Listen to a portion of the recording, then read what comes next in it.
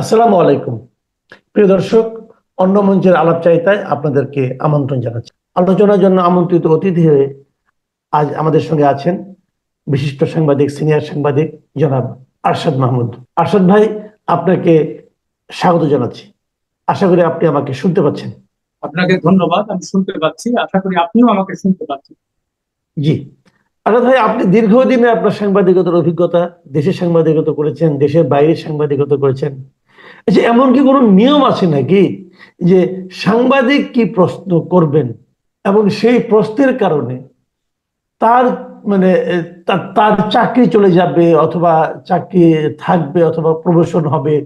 এই প্রশ্নের কি কোনো ক্যাটাগরি আছে কিনা? একজন সাংবাদিক মানে আপনি দেখেছেন, বুঝতে পারছেন আপনি কোন প্রসঙ্গে আমি কথাটা বলছি।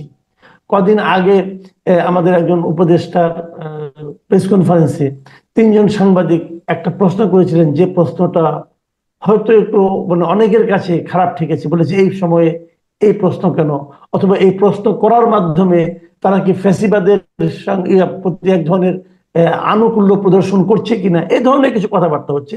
এবং আমরা দেখলাম তড়িৎ গতিতে ওই তিনটা প্রতিষ্ঠানই তাদের উপরে এক ধরনের অ্যাকশন নিল, এবং সরকারের থেকে বলা হলো যে ওনারা নাকি কিছু বলেন নাই, ওরা নাকি ওই প্রতিষ্ঠানই নিয়েছে। এই যে কথাগুলো হলো, কিন্তু এতে তো সরকারের ব্যাপারে সাধারণ মানুষের মধ্যে এক ধরনের ভাবমূর্তি তৈরি হয়েছে। মানুষ হয়তো বলতে শুরু করেছে যে এই সরকারের মধ্যে এক ধরনের অসহিষ্ণুতা রয়েছে। আসলে আপনার অভিজ্ঞতাটা কি বলে যে প্রশ্নের কি এখন কি তাহলে প্রশ্ন করার সময় আমাকে কেয়ারফুলি প্রশ্ন করতে হবে, যে প্রশ্ন করলে আমার চাকরি চলে যেতে পারে, এরকম হতে পারে? ধন্যবাদ আপনাকে। দেখেন, এটা অত্যন্ত গুরুত্বপূর্ণ প্রশ্ন যে কোনো সাংবাদিকের জন্য, আপনার জন্য, আমার জন্য। শুধু তাই না, এই সাংবাদিকতার বাইরে যারা আছেন, দেশের অন্য মানুষ, তাদের জন্য খুব গুরুত্বপূর্ণ। তার কারণে আমাদেরকে প্রথমেই বুঝতে হবে যে সাংবাদিকের কাজটা কি। আমি মনে করি সাংবাদিকের দুটো প্রধান কাজ। একটা হলো সাধারণ জনগণের, যাদের কোনো ক্ষমতাসীনদের, ক্ষমতাবানদের কাছে যাওয়ার কোনো অ্যাক্সেস নাই, বা তারা তাদের মনের কথা তাদের সামনে বলতে পারে। যেমন এদের, এই সাধারণ মানুষের ভাবনা এবং তাদের ইন্টারেস্টকে, তাদের স্বার্থকে প্রমোট করে, এটা হলো সাংবাদিকের এক নম্বর। দুই নম্বর কাজ হলো ক্ষমতাবানদের জবাবদিহিতার আওতায় আনা। কেমন? এটা সারা পৃথিবীব্যাপী এটা স্বীকৃত। তার কারণ সাংবাদিকরা ছাড়া এই কাজটা তারা করতে পারে না, এবং যখন তারা জবাবদিহিতার বাইরে থাকে তখন তারা স্বৈরাচারী হয়ে ওঠে। এবং এই এই শুধু বাংলাদেশে না, সারা পৃথিবীতে অনেক উদাহরণ যারা। কেমন? তো সেই জন্য আমরা যারা সাংবাদিকরা আছি বা সাংবাদিকতা করি দীর্ঘদিন থেকে, তারা সবসময় চেষ্টা করেছি, করে আমি আপনি, যে কিভাবে এই সাংবাদিকতার যে মূল, যে দুটো দেশের সাধারণ মানুষের কথা বলা এবং ক্ষমতাবানদের জবাবদিহিতার আওতায়। এবং এ কারণেই দেখেন, আমরা, এটা আমি নিজে ভুক্তভোগী আছি, যে আগের তিনটা তিনটা সরকারের কথা বলি, এবার শেখ মুজিবের সময় তো আর আমি সাংবাদিক ছিলাম না, তখন তো অনেক আগে। বাট এরশাদ, খালেদা জিয়া এবং শেখ হাসিনা, তো আমরা দেখলাম কি তারা ওই জবাবদিহিতার অভাবে তারা দিন দিন স্বৈরাচারী হয়ে উঠে।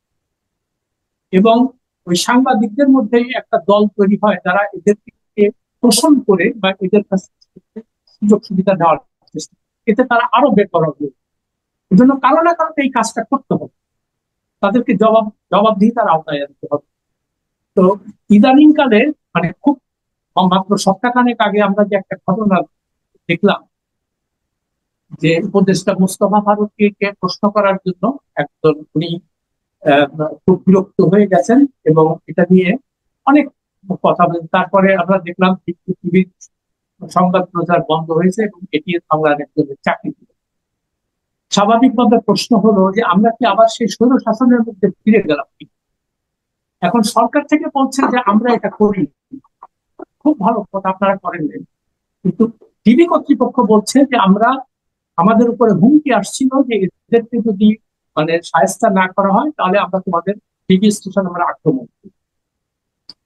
আমি যে লেখাটা লিখেছি গত 2 দিন আগে, সেখানে আমি একই কথা বলেছি, যে সরকারে যারা থাকবে তাদের তো প্রধান দায়িত্ব হলো সংবাদ মাধ্যমের স্বাধীনতা নিশ্চিত করা, তাদের উপর যেন কোনো অহেতুক আক্রমণ না হয় সেটা প্রতিহত করা, তার সেটা ব্যবস্থা দেওয়া। তারপরে তার চেয়েও বড় কথা, যে সাংবাদিকরা কি প্রশ্ন করবে না করবে এটা তো উপদেষ্টা ঠিক করে দিবেন, কিন্তু পৃথিবীর কোথাও নাই। আপনার যদি তার মানে প্রশ্ন যদি আপনার অস্বস্তিকর মনে হয় বা খারাপ লাগে বা মনে হয় যে না এটা লোডেড প্রশ্ন, তো আপনি সবসময় বলতে পারেন যে আপনার এই প্রশ্নের উত্তর আমি দিব না। এটা তো আপনার আপনার প্রায় প্রেরোগেটিভ, তাই না? আর জি। এই প্রশ্ন এখন আপনি সেটা না করে আপনি এদেরকে হুমকি ধামকি দিচ্ছেন। ফলে অনেকের কাছে মনে হচ্ছে যে কি ব্যাপার, এই হাসিনা আমলকে আবার ফিরে আসলো, মানে আবার এই সাংবাদিকদের ভয় দেখানো, ভয় দেখিয়ে মানে এই প্রধান উপদেষ্টার পক্ষে লেখানো বা তার পক্ষে প্রচার করা, এটাকে একটা ভয়াবহ কনসিকুয়েন্স হবে এটা। কেমন? আমরা কিন্তু আপনিও নিশ্চয়ই অনেকদিন থেকে সাংবাদিকতায় আছেন, আমিও আছি, 40 বছর থেকে এই জিনিসটাই দেখতে পাচ্ছি যে যখনই তারা জবাবদিহিতার ঊর্ধ্বে উঠে যায় তখন তারা বেপরোয়া হবে। কেমন? তো এখন আমি সেই জন্য লিখেছিলাম যে ডক্টর ইউনূস আপনি অত্যন্ত ভালো মানুষ একজন, আপনার সারা বিশ্বব্যাপী অনেক নাম, আপনার খুব ভালো, আমরা খুবই গর্বিত আপনাকে। কিন্তু আপনি যখন একটা পাবলিক অফিস হোল্ড করেন, মানে আপনি যখন ক্ষমতায় আসেন, তখন তো আপনাকে জবাবদিহিতার আওতায় আমরা আনবো, এটি তো আমাদের কাজ। কেমন? এখন আমি লিখলাম যে আপনি যে কতগুলো কাজ যে করেছেন, মানে 5-6টা কাজ যেটা তার আমার মানে কাছে, আপনি, আমি একটু বলি, তার মানে আপনি কি বলতে চাচ্ছেন যে ডক্টর ইউনূস সাম্প্রতিক সময়ে এমন কিছু কাজ করেছেন যা দেখে আপনি আতঙ্ক অনুভব করছেন যে তার এই আচরণগুলো হয়তো গণতান্ত্রিক না, নিয়মতান্ত্রিক নয়, অথবা কিছুটা স্বৈরাচারী আচরণ? আপনি কি এরকম কথা বলছেন? সেই হ্যাঁ, আচরণগুলি এই আপনার কোন কথাটাই কাজগুলি দেখে আপনার মনে হলো? এই কথাটাই আমি লিখেছি আমার লম্বা পোস্টে 2 বার। কেমন? জি, আমি জি, সেটা জি। উদাহরণ দিয়েছি যে কি কি কাজ উনি করছে। আগে আমরা দেখতাম কি স্বৈর শাসকরা কি করে, তাদের বিরুদ্ধে যখন বিরোধী দল থাকতে মামলা হয়, সেই মামলাগুলো ওনারা ক্ষমতায় আসার পরপরই মামলাগুলো এক্সিকিউটিভ অর্ডারে সব বাতিল। কেমন? এটা আমরা দেখেছি। আচ্ছা, মানে এটাতে কি হয়, বিচার বিভাগের উপরে মানুষের যে আস্থা থাকে সেই আস্থা থাকে না। বিচার বিভাগকে আপনি মানে কাজ করতে দিচ্ছেন না। আরেকটা যেটা আমরা সবসময় বলি, আইনের শাসন প্রতিষ্ঠা করবো, আইনের শাসন। তো আপনি যদি আইনের শাসন প্রতিষ্ঠার বিপরীতে আপনি যদি আইনকে পদে পদে বাধাগ্রস্ত করেন, তো সেখানে তো স্বৈর শাসকের মানে স্বৈরাচারের উদ্ভব হবে, এটা তো আমরা দেখে আসছি, তাই না? তো সেই জন্য আমরা আশা করেছিলাম যে ডক্টর ইউনূস অন্তত এই কথা আনবেন। কিন্তু কি দেখতে পেলাম, এক এক করে বলি আপনাকে। উনি প্রথমেই এসে তার বিরুদ্ধে একটা কর ফাঁকির মামলা ছিল 666 কোটি টাকা। কেমন? সেটা উনি নির্বাহী আদেশে বাতিল করলেন, 1 নম্বর। দুই ওটা কি নম্বর নির্বাহী, ওটা কি নির্বাহী আদেশে বাতিল হয়েছে? হ্যাঁ, নির্বাহী আদেশে বাতিল করেছে, তার কারণ জি। কোর্টের মাধ্যমে এটা হয়নি, নিষ্পত্তি হয়নি। আচ্ছা। আচ্ছা, 2 নম্বর যেটা করলেন আপনি, আপনার বিরুদ্ধে 1500 কোটি টাকা কর ফাঁকির মামলা হয়েছে। কেমন? সেই মামলা আপনি নির্বাহী আদেশে বাতিল করলেন। এখন অনেকে বলছে যে তার বিরুদ্ধে তো শেখ হাসিনা প্রতিহিংসামূলক ভাবে এই করবে। হ্যাঁ, আমরা তো সবাই সেটা জানি, কিন্তু ইউনূস সাহেবের যে কাজটা করা উচিত ছিল, উনি বলতে পারতেন যে না ঠিক আছে, মামলা যখন হয়েছে তখন আমি এটার উপরে কোনো হস্তক্ষেপ করবো না, আমার সরকার এটাতে কোনো হস্তক্ষেপ করবে না। এটা যেহেতু আমরা বিচার বিভাগের স্বাধীনতায় বিশ্বাস করি, আইনের শাসন প্রতিষ্ঠায় বিশ্বাস করি, এই জন্য কোর্টের মাধ্যমে এটা ডিসাইড হবে যে আমি দোষী কি নেই। সেই সেই সুযোগটা আপনি দিলেন না। আপনি শেখ হাসিনার মতো বা খালেদাদের মতো, এরশাদের মতো আপনি তাদের সমস্ত দুর্নীতির মামলা তাকে বাতিল করলেন। আচ্ছা, 2 নম্বর। 3 নম্বর, আপনি গ্রামীণ বিশ্ববিদ্যালয় নির্বাহী আদেশের মধ্যে পারমিশন দিন, এটার কেন প্রয়োজন ছিল আপনার? 4 নম্বর, আপনি ম্যান পাওয়ারের লাইসেন্স নিচ্ছেন গ্রামে, গ্রামীণ ম্যান পাওয়ারের লাইসেন্স। এগুলো কি আপনার কাজ? এগুলো কি আপনার ম্যান্ডেটের মধ্যে ছিল আপনি যখন ক্ষমতায় আসার আগে? তো এই আমরা কি চেয়েছিলাম যে আপনি খুব একটা নির্দিষ্ট ভেরি স্পেসিফিক ম্যান্ডেট নিয়ে আসছিলেন যে আমরা দেশের যে টালমাটাল অবস্থা এটাকে ঠিক করবো, ফিনান্সিয়াল সেক্টরকে ঠিক করবো, এবং কোন রকম দুর্নীতি এবং অন্যায়কে আমরা আশ্রয় দিব না। কিন্তু দেখা যাচ্ছে যে আপনি এসে সেই কাজগুলাই করছেন। এখন এই যে শেখ হাসিনাকে নিয়ে আবার যে আলোচনা শুরু হয়েছে, এটা এইসব কারণে হচ্ছে। তখন মানুষ মনে করতেছে কি ব্যাপার, তো শেখ হাসিনার সাথে আপনার পার্থক্য কেমন? আচ্ছা, আরো বলি এটা। আর এখন এই যে কাজগুলো, এখন আমি যখন এগুলা লিখছি তখন অনেকে আমাকে আক্রমণ করছে যে আপনি তার বিরুদ্ধে লিখে, আমি তো বিরুদ্ধে লিখছি না, আমি বলছি যেটা ফ্যাক্ট। কেমন, আমি তো নিজের থেকে ম্যানুফ্যাকচার করিনি এই না, আপনি fact। তো এই এই যে আপনি যে প্রশ্নগুলো করছেন, এই প্রশ্নগুলো কিন্তু অনেকের মনেই আছে, আমাকে অনেকে এই প্রশ্নগুলো কিন্তু করেছে যে উনি কেন এমন করছেন। আবার যেমন ধরেন, ওনার কিছু স্বজন প্রীতির কিছু ঘটনাও আছে, ওনার প্রতিষ্ঠানের প্রতি, ওনার আত্মীয় হ্যাঁ, স্বজনের প্রতি। সেই কথাটা আমি আসতে যাচ্ছিলাম। তো জি। উনি প্রথমে আট আট তারিখের 8ই আগস্ট উনি মানে দায়িত্ব নিয়েছেন সরকার, অন্তর্বর্তী সরকার। উনি 13 তারিখে, আর তারিখগুলো মনে রাখেন, 5 দিনের মাথায় উনি ওনার আপন ভাই, তিনি ডেপুটি প্রেস সেক্রেটারি বানালেন। এবং সে কে আমরা কেউ তাকে চিনি না, ঠিক আছে? মানে এখন এটা কি কনফ্লিক্ট অফ ইন্টারেস্ট না? তাহলে শেখ হাসিনা যে তার আত্মীয় স্বজনকে চাকরি দিত, বা এরশাদ তার আত্মীয় স্বজনকে চাকরি দিত সব নির্বাহী আদেশের মাধ্যমে, বা খালেদা জিয়া তার ভাই বোনদেরকে এই সমস্ত নির্বাহী আদেশ, তাহলে এটা তো সিরিয়াস কনফ্লিক্ট অফ ইন্টারেস্ট। তাহলে তারা যে কাজটা করছে সেই কাজটা আপনি কেন? আপনি জনমনে এই প্রশ্নের যে প্রশ্ন জাগছে, এটা সুযোগটা আপনি করে দিচ্ছেন। আর তার চেয়েও বড় কথা, আপনি যদি আইনের শাসনে বিশ্বাস করেন, আপনি যদি সততায় বিশ্বাস করেন, আপনি যদি নিয়ম কানুনের মধ্যে কাজ করেন, এটা এটা করতে হবে এটা বিশ্বাস করেন, তাহলে আপনি এগুলা কেন করবেন? তো সেই প্রশ্নকে আমাদের তো কাজই এই প্রশ্নটা করা। অ্যাজ এ জার্নালিস্ট এটা তো আমার ডিউটি। কেমন, এখন অন্যরা কি বললো না বললো, এখন আমি বা মাসুদ খামাল এটার জন্য আমরা চুপ করে থাকবো? আমাদের তো কাজ আছে। সেই কাজটাকে আমরা সততার সাথে করতে চাই। এবং আমি, হ্যাঁ, অনেকে বলতে পারেন যে আপনি কি সব জানতা হয়ে গেছে, আমি তো সব জানতা না। এই জন্য আমি প্রশ্নগুলো রাখছি। এবং দেখেন, এইটার থেকে, এই যে এত কথা বলে প্রেস, তার প্রেস উইং, কিন্তু এটা নিয়ে একটা আলোচনা করে, এটা নিয়ে কোনো তাদের বক্তব্য নেই। আরেকটা তার চেয়েও গুরুতর ব্যাপার আমি প্রথম বলেছিলাম, যে দেখেন, এই দেশে ক্ষমতাধরদের সততা অত্যন্ত মূল্যবান। কেমন, তারা যেন কোন রকম মানে প্রশ্নের না হয়। আপনি 8 তারিখে ক্ষমতায় নিয়ে যে, আপনি 13 তারিখে জাতির উদ্দেশ্যে প্রথম ভাষণ দিলেন, এবং সেখানে আপনি বললেন যে এই মানে জবাবদিহিতার স্বার্থে আমরা আমাদের আহ, সম্পত্তি জনসমক্ষে প্রকাশ করবো, আমাদের সম্পদ বিবরণী। কেমন, এবং বললেন যে এটা আমরা করব। কিন্তু আজ পর্যন্ত, আজকে প্রায় 9 মাস হতে চলবে, এটা নিয়ে কোনো রকম কোনো এটাতে হতো কি? আরো তিনি সাথে সাথে বললেন যে সরকারি কর্মকর্তা কর্মচারীরা এটা দিয়ে দিন। তারপরে বিভিন্ন ডেডলাইন দিচ্ছেন, আপনি অমুক তারিখের মধ্যে দিন। কিন্তু আমরা কেউ জানতে পারলাম না যে কেউ আসলে দিয়েছে। আর দেশে যদি দুর্নীতি কমাইতে হয়, তো সরকারকে সবচেয়ে আগে এই উদ্যোগটা নিতে হবে, তাদের নিজের নিজের তারা যে নিজের ট্রান্সপারেন্ট এবং পরিচ্ছন্ন, তারা সৎ, এটা মানুষের কাছে প্রমাণ করবে। তো সেটা তো আপনি করছেন না। এবং এটা নিয়েও প্রেসিডেন্টের কোনো বক্তব্য নেই, যে উনি এখানে যে এখানে একটা কথা, আসাদ ভাই, এখানে একটা কথা, আমরা দেখলাম যে আরেকজন সাবেক উপদেষ্টা মিস্টার নাহিদ ইসলাম, উনি যখন ক্ষমতা ছাড়লেন, তখন উনি ওনার সম্পদের হিসাব দিয়েছেন। হ্যাঁ, আবার আরেকজন উপদেষ্টা আসিফ মাহমুদ সজীব ভুইয়া, উনিও বলেছেন উনি যখন দায়িত্ব ছেড়ে চলে যাবেন, তখন নাকি উনি তার সম্পদের হিসাব দিবেন। তো এই দুইটাকে কি আপনি কোনো ধরনের অগ্রগতি মনে করেন, নাকি আচ্ছা, আসলে?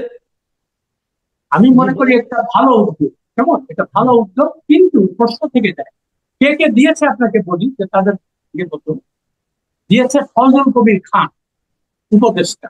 কেমন, যদিও তিনি জনসমক্ষে প্রকাশ করেননি, কিন্তু তার ভেরিফাইড ফেসবুক পেজে তিনি উল্লেখ করেছেন যে এই আমার সমস্ত সম্পদ বিবরণী আমি সম্পূর্ণ দাখিল করেছি ফর রিটার্নের জমা দেওয়ার সময়। এবং আমি যখন ক্ষমতা থেকে যাব, তখন আমি জনগণকে জানাবো যে আমার সম্পদ সম্পদ বাড়লো কি কম। এটা একটা খুব ভালো উদ্যোগ। তা আমি কিছুদিন আগে লিখেছিলাম, আরেকজন একটা ভালো কাজ করেছে, যে দুর্নীতি দমন কমিশনের যে প্রধান আব্দুল মোমেন, কেমন, সেও আসার সাথে সংবাদ সংবাদ সম্মেলন করে 1 সপ্তাহের মাধ্যমে সে জনগণকে জানাইছে যে তার কি সম্পত্তি আছে, এবং এটা সে যাওয়ার সময় বলছে। নাহিদ ইসলাম দিয়েছে, আর তার প্রেস সেক্রেটারি শফিকুল আলম সেও প্রকাশ করেছে তার কি সম্পত্তি। কেমন, তো আমার কথা, আমি একটা লেখা লিখেছিলাম যে এরা যখন দিচ্ছে তখন ডক্টর ইউনূস আপনি দিচ্ছেন না কেন? আপনি এটা লুকাচ্ছেন কেন? এই প্রশ্নটা মানুষের, আমার তো বারবার তৈরি করছে, আপনার লুকানো কি আছে? উনি হয়তো মনে করেছেন যে উনি এত বড় ব্যক্তিত্ব যে উনাকে নিয়ে কেউ কোনো সন্দেহ করেন না, কিন্তু আপনি যে সন্দেহ করবেন এটা উনি ভাবেননি। না, আমার প্রশ্ন তো সে জায়গায় যে আপনি যখন মানে সরকারের বাইরে ছিলেন তখন তো আমরা এটা নিয়ে কথা বলিনি, তাই না? কিন্তু আপনি যখন public office, office of profit যখন আপনি হোল্ড করেন, তখন তো এটা আপনার নৈতিক দায়িত্ব, এটা মানুষকে জানানো যে আমার কি আছে না আছে।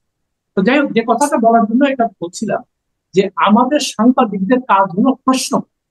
হুম, এই প্রশ্ন আমরা করতেই থাকি, এবং এটা আমাদের কোনো ব্যক্তিগত লাভ লোকসান নাই। আমরা যেহেতু আমরা জনগণের কথা চিন্তা করি, জনগণের স্বার্থের কথা চিন্তা করি, দেশের সৎ শাসন, আইনের শাসন প্রতিষ্ঠা হোক, এটা আমরা চাই। কেমন? এ কারণেই আমরা এই প্রশ্নগুলো তুলি।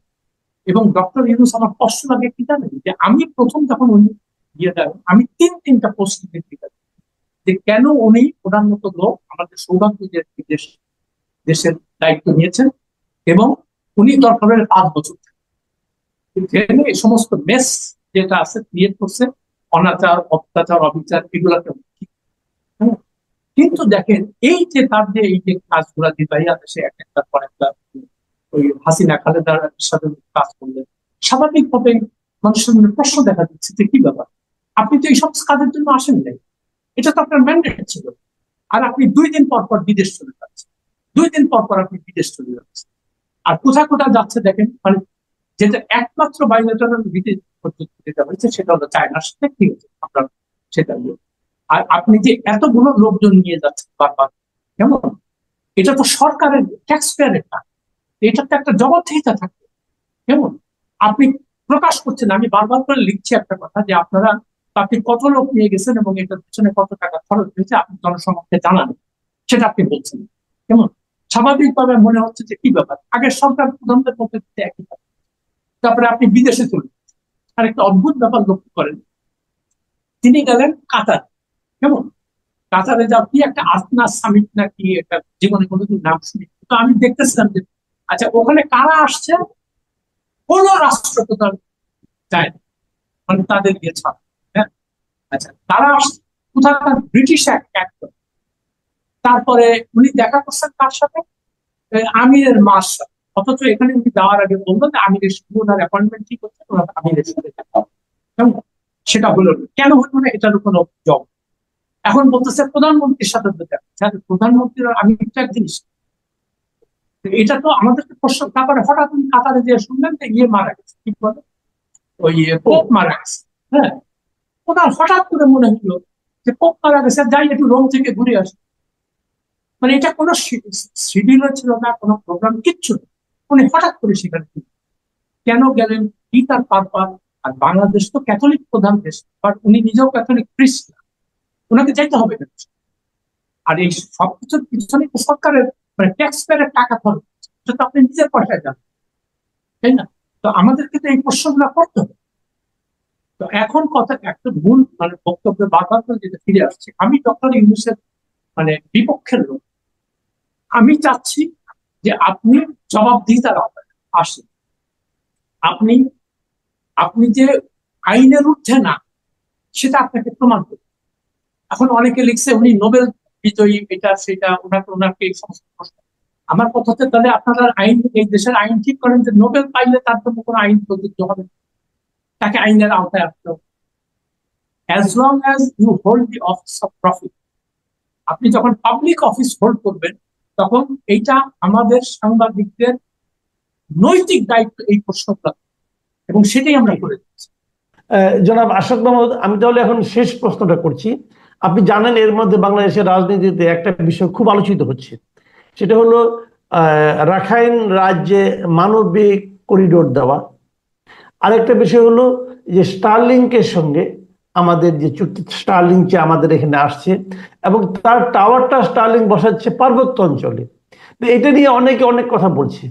আপনি এই দুটো বিষয় সম্পর্কে, আমার ধারণা যতটুকু জানেন, আপনি আপনার মূল্যায়নটা কি এই বিষয়গুলো আচ্ছা, নিয়ে? একদম কথা আমি বলে যে আমি টেকনোলজির কোনো এক্সপার্ট, কিংবা আমি ইন্টারন্যাশনাল অ্যাফেয়ার্স এর কোনো পণ্ডিত, কেমন?